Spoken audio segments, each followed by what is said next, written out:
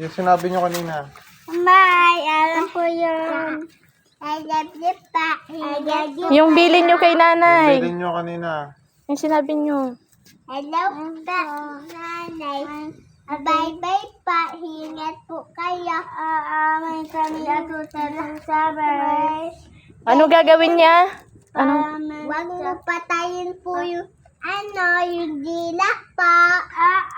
Ito yung flower amin. Bili po amin yan. Para po putol aming papa. Sorry pa. Hindi pupunta si Papa dahil ayaw na lalo siya dito. Lungkot. Anong sabi? Anong sabi? Ang sabi ni Papa? Sabi po Papa, po dyan, di siya punta lalo daw sa lungkot dyan